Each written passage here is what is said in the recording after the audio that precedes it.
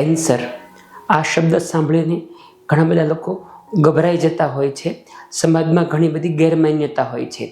આજે આપણે કેન્સર વિશે ખૂબ ડિટેલમાં પણ એકદમ સરળ ભાષામાં માહિતી મેળવશું. કેન્સર એ મૂળભૂત રીતે શું છે સરળ ભાષામાં સમજીએ. ધારો કે આ આપણું મોટું આંતરડું હોય, હું વચ્ચેનો ભાગ ઝૂમ કરું તો એ આ ભાગ છે.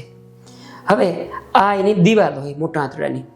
તો નોર્મલી પણ આપણા શરીરમાં કોઈ પણ જગ્યાએ સ્કિન હોય, આંતરડું હોય, અમુક કોષો ધીરે ધીરે જતા રહે. રોજ થોડા કોષો જાય, નવા કોષો બને. દાખલા તરીકે આ ભાગ છે, હવે આટલા કોષો વચ્ચેથી જતા રહ્યા, પણ પાછા નવા કોષો જગ્યાએ બની જાય. આ નોર્મલ હિલિંગ પ્રોસેસ કહેવાય કે વાગેલું હોય એ જગ્યા પછી ભરાઈ જાય. પરંતુ નવા કોષો બનવાની પ્રક્રિયા જે છે અહીંયા અટકે નહીં. એના સમય પૂરો થયા પછી, કામ પૂરું થયા પછી તો એ હજુ આગળ વધ્યા કરે. અહીંયા ગાંઠ જેવું બની ગયું, એને આપણે કેન્સર કહીએ. એટલે કે જ્યારે નવા કોષો બને છે એનું કામ પૂરું થાય પછી એ પ્રોસેસ અટકી જવી જોઈએ. એ સ્ટોપ સિગ્નલ ના આવે ત્યાં કોષો વધારે પડતા બને, મોટી ગાંઠ બની જાય, જેને આપણે કેન્સર કહેતા હોઈએ.